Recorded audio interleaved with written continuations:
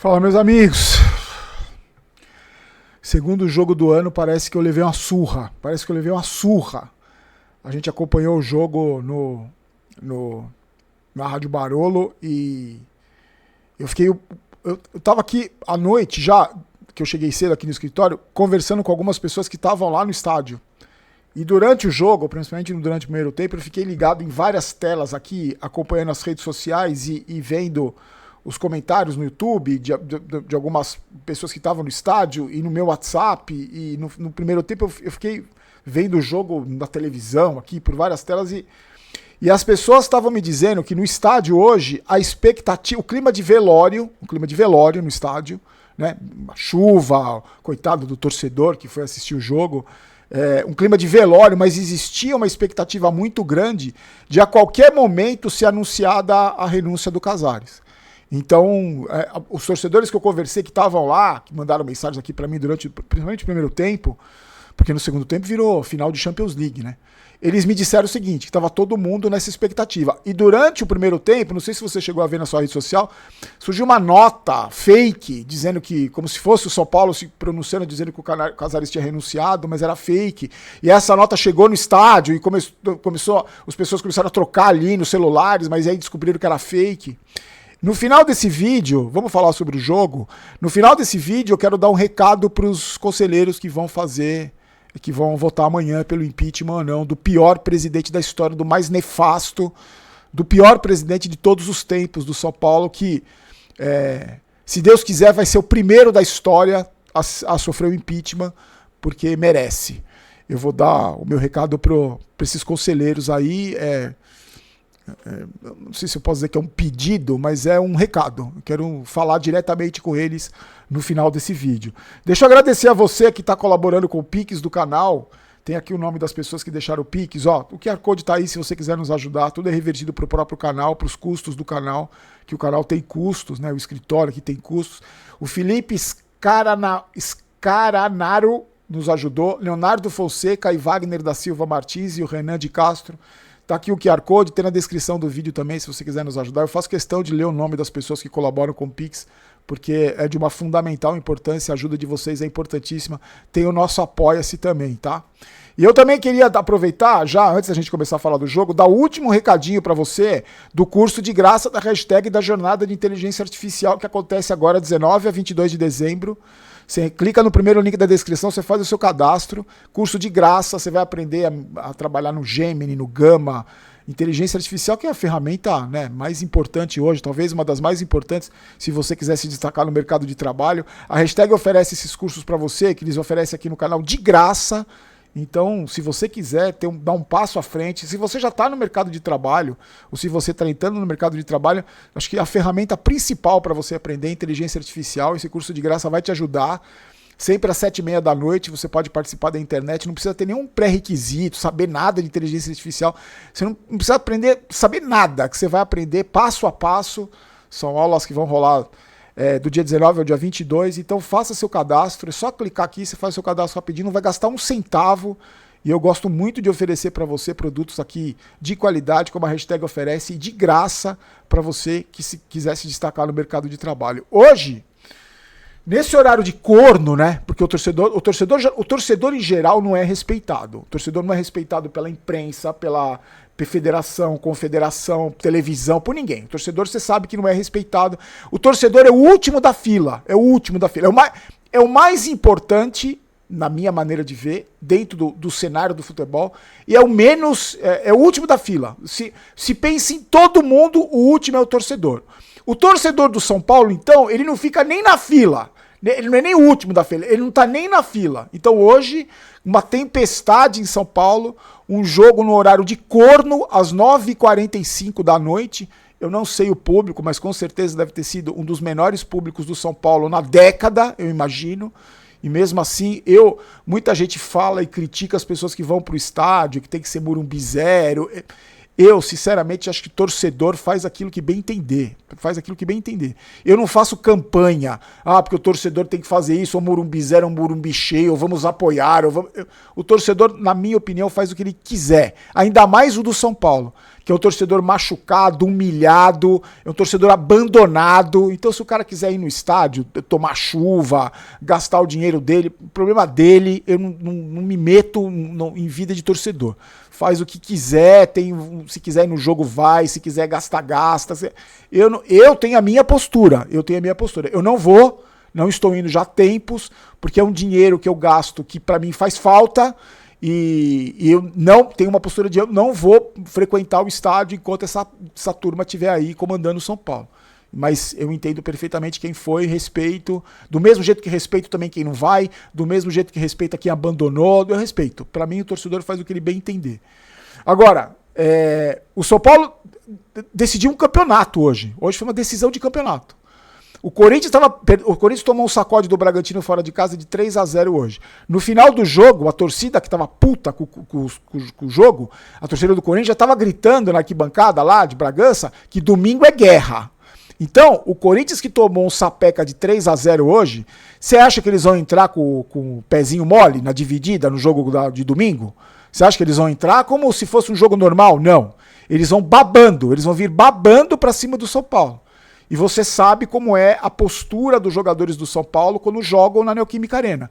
E você sabe como é a postura dos jogadores do Corinthians. A gente sempre discutiu isso aqui. É só você acompanhar os resultados. Então, se o São Paulo perde hoje, entra na Neoquímica Arena no domingo com 2 derrotas na lomba e na zona de rebaixamento do Campeonato Paulista, a chance de começar a segunda-feira que vem praticamente rebaixado era gigantesca. Então, hoje, ganhar era simplesmente fundamental ganhar. Mas choveu. A desculpa já estava pronta, só que choveu para os dois lados, né? O gramado do começo, no primeiro tempo, principalmente estava ruim para os dois times. E no primeiro tempo, a gente viu a escalação do Crespo. Primeiro ele mudou o esquema com 3 zagueiros, veio com o Sabino e com o Arboleda, o horroroso do Cedric e o Wendel, o lateral de vidro, na lateral esquerda, e colocou o Lucas como titular, o Luca no ataque, e Caleri, Luciano e Marcos Antônio no banco, o Danielzinho como titular. Tentou mudar alguma coisa para fazer alguma coisa diferente. No primeiro tempo, o que a gente viu, eu acho que um time como o do São Paulo, que é horroroso, com jogadores bizonhos. Quando você vê esses caras com extrema dificuldade de jogar no campo seco, você imagina no campo molhado. O primeiro tempo foi horroroso. O São Paulo fez um primeiro tempo daqueles que a gente está acostumado, e principalmente a postura dos jogadores do São Paulo, um pouco diferente talvez do que a gente viu contra o Mirassol, porque aquilo que eu falei no vídeo de ontem, né? Hoje eu tinha certeza que eles iam dar um gásinho ali para ganhar, porque tá jogando em casa e também a água tá batendo na bunda, os caras iam mesmo se receber e iam ter uma atitude diferente. No primeiro tempo a gente viu mais ou menos isso. E a ruindade atrapalhando os cruzamentos, erro de passe. O Lucas dentro da área chuta com a perna direita, bate na perna esquerda dele. Lances bizarros de jogadores.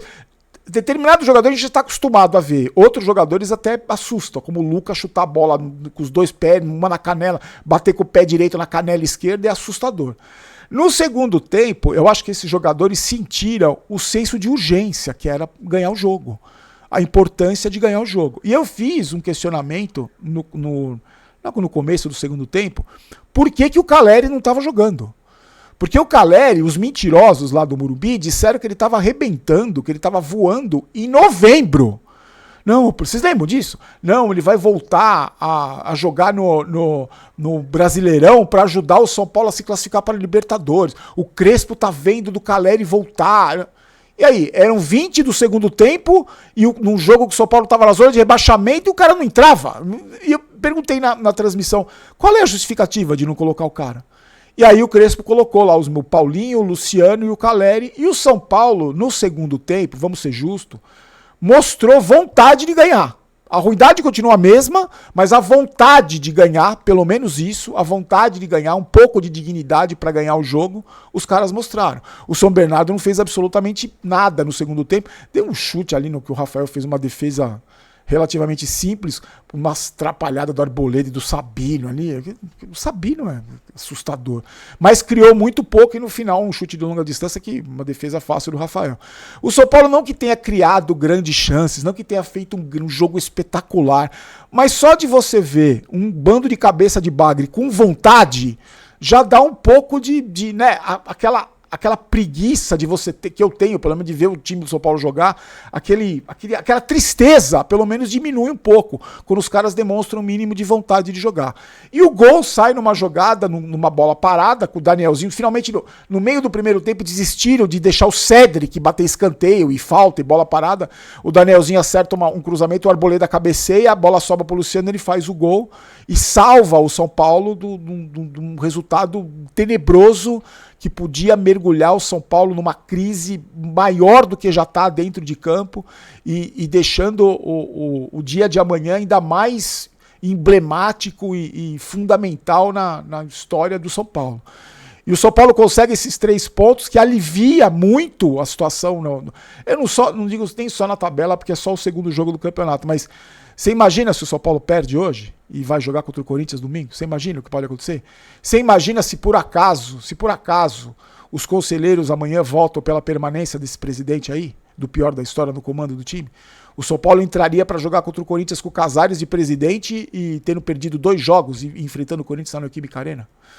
Então, a primeira parte foi feita. O São Paulo ganhou e com essa vitória respira minimamente, que era um jogo que, se você olhar a tabela, teoricamente o jogo mais fácil, que era contra o São Bernardo, que apesar de ser o líder do campeonato, é um dos líderes, que ganhou o primeiro jogo do Capivarino por 4-0, era um jogo que era obrigação ganhar, era obrigação.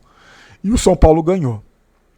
Antes de dar as notas, eu vou passar um recado da GoCase para vocês. E no final do vídeo, depois das notas, eu peço a você que fique comigo aqui até o final, para a gente fazer juntos aqui um recado para os conselheiros. Porque enquanto eu estiver falando o recado, eu gostaria muito de te pedir para você também deixar o seu recado para os conselheiros. Para você deixar nos comentários o que você espera desses caras, dos 250 e poucos lá, que estão aptos a votar amanhã, online ou presencial. Então, a gente dá as notas de cada um e depois o recado para os conselheiros. Eu vou pedir para você, além de deixar o like no vídeo, além de compartilhar, né, que você sempre faz isso com a generosidade que tem o pessoal que acompanha o canal, eu vou pedir para você deixar no comentário o seu recado curto e grosso para os conselheiros. O que você espera da atitude desses conselheiros, porque eu vou dizer para você e para eles o que eu espero da atitude deles amanhã, tá? Antes, só um recadinho rápido da GoCase, vários produtos em promoção. Hoje a GoCase também está patrocinando as transmissões da rádio, vários produtos em promoção, principalmente aqueles de volta às aulas, tá, gente? Então, se você quiser equipar o seu filho, sua filha para voltar às aulas com os produtos da GoCase, não são só bonitos, você sabe, são muito legais, são muito bons também, não só do São Paulo, não só de time de futebol, você sabe disso. Essa garrafa aqui para mim é uma das mais bonitas também. Você pode, aí você personaliza, ó, tá meu nome aqui, aí você tem do time que você quiser, tem também do Friends, Harry Potter, eu vou deixar na descrição do vídeo também, tá lá para você conferir os produtos da GoCase, tá? Vamos para as notas de cada um, gente. O Rafael, tirando aquelas saídas de gol dele que me deixou apavorado, fez no chute mais difícil, ele fez uma defesa importante, nota 6. O Cedric, eu vou poupar vocês do Cedric, gente, sério. Cedric e Sabino, eu vou poupar vocês. O Arboleda voltou ao time titular, não comprometeu, nota 6. O Wendel tomou cartão amarelo. O Wendel acho que é o terceiro jogo dele, né? Que ele faz. Acho que é o terceiro jogo que ele faz. Ele foi, lembra, né? Que ele veio pelo William Gomes e o Moreira, que tá lá de graça. Tá aí o lateral de vidro, mas pelo menos não saiu machucado. Só dele não ter saído machucado, nota 5 para ele. O Pablo Maia, outra partida horrível.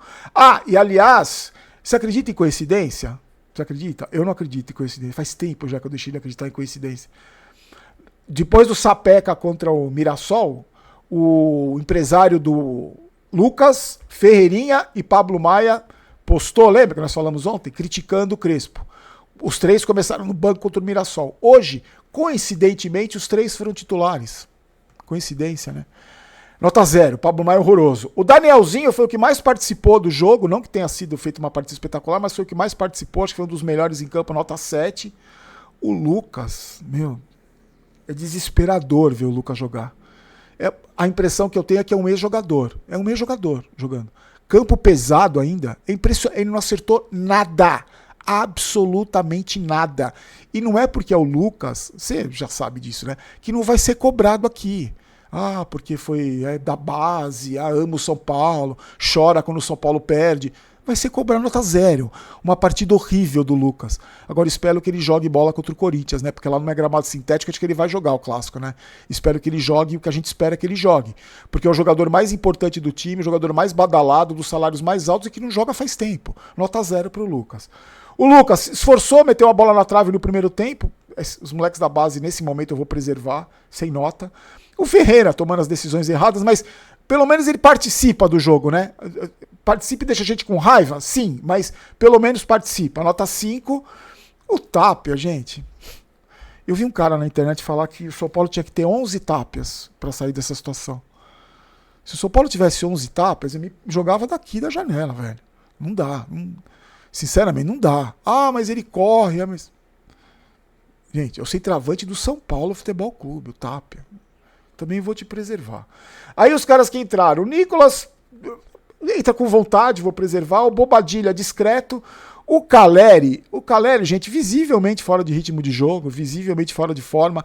Mas eu vi em alguns momentos, pelo menos uns 2 ou 3 momentos, uma esperança. O Caleri saiu da área uma hora e segurou um pouco a bola, fez um pivô ali, esperou alguém chegar para ele tocar, coisa que eu não vejo o Tapia fazer, o tal do André Silva. Aliás, cadê o André Silva, hein? Cadê o tal do André Silva? Também nunca vi ele fazer um pivô, segurar uma bola, porque não tem capacidade, é uma tábua de passar roupa. O Caleri eu vi fazer isso. Então eu acho que o Caleri, mesmo que não tá jogando, não só pela lesão, mas não tá jogando bola há muito tempo, desde que o São Paulo foi eliminado pelo Botafogo lá da Libertadores há 2 anos, pelo menos eu acho que ele em forma, ele confiante, recuperado de lesão, ele pode ajudar muito. Ele pode ajudar muito. Então, eu vou deixar ele sem nota, mas mesmo que ele não tenha feito nada, praticamente nada, só de ver ele segurar a bola ali, encher o saco dos zagueiros, me deu uma certa esperança e deve ser titular contra o Corinthians. Então, vou deixar sem nota. O Luciano, decisivo contra o São Bernardo, porque o Luciano é decisivo em jogos assim, em jogos menores, só que, diferente dos jogos que ele é decisivo, que são jogos de menos importância, hoje ele foi decisivo contra o São Bernardo, mas ele foi decisivo num jogo importante. Dentro da mediocridade, toda a podridão do São Paulo, da situação horrorosa que o São Paulo tá, hoje era uma final de Libertadores, praticamente. Era uma semifinal de Libertadores. E ele foi decisivo. Ah, mas ele só é decisivo contra o São Bernardo. Só que hoje era importantíssimo ser decisivo contra o São Bernardo. Hoje o seu Lucas não foi decisivo contra o São Bernardo. Não foi. Nem contra o São Bernardo o seu Lucas foi. O Luciano foi. Então nota 8 para ele. O Paulinho entrou com vontade, mas também vou ficar sem nota. E o Crespo, depois de tudo que aconteceu, depois de você tá nessa barca toda aí, você comandando jogadores que estão sem receber salário há 3 meses, você sendo massacrado por empresário de jogador que você coloca no banco de reservas e hoje colocou como titular. Para mim, você mesmo com as suas deficiências como treinador, você é o menos culpado. Eu queria ver você comandando um time que tivesse um presidente, que tivesse comando, que pagasse em dia e que você pudesse cobrar os jogadores do São Paulo. Eu queria ver você trabalhando desse jeito. Infelizmente, acho que nessa gestão vai ser difícil e nos próximos tempos também vai ser difícil. Então você acha que você tem culpa, sim, não vou te inocentar, porque o time do São Paulo é perdido, não tem, né? É um time sem esquema tático, agora você mudou o esquema com 3 zagueiros, mas tem muito para melhorar, só que eu acho que dentro desse cenário todo, é muito difícil você analisar o seu trabalho. É muito difícil. Então eu vou deixar você sem nota. Agora, vamos lá. Enquanto eu falo aqui, também vou pedir para você escrever o seu recado para os conselheiros. Olha só, vocês, conselheiros, vocês têm uma responsabilidade. Não só amanhã. Vocês têm uma responsabilidade, é para isso que vocês servem. É para isso que vocês servem. Para fiscalizar o que acontece dentro de um clube que tem 22 milhões de torcedores. Vocês não estão aí para receber privilégios. Vocês não estão aí para ir para os Estados Unidos na Florida Cup, passear na Disney, fazer compra em outlet, assistir jogo da NBA. Vocês não estão aí para receber uma carteirinha e mostrar para os seus amigos no churrasco do final de semana. Vocês não estão aí para isso. vocês têm uma responsabilidade. Amanhã, a responsabilidade é maior do que tudo. Porque amanhã vocês, os 250 e poucos conselheiros, vocês têm em mãos a chave para começar uma reestruturação dentro do São Paulo Futebol Clube. Está na mão de vocês a oportunidade de começar a limpar a imundície que virou o São Paulo Futebol Clube. Eu espero, sinceramente, que vocês não sejam covardes e se apresentem para cumprir o papel de vocês. O papel que nós, torcedores, nós, 22 milhões de torcedores, exigimos que vocês cumpram. Hoje, são 22 milhões de torcedores que conseguiram enxergar que esta gestão deste presidente é a pior gestão da história do São Paulo Futebol Clube. A gestão do presidente Júlio Casares é a pior da história. O Júlio Casares é o pior presidente da história do São Paulo.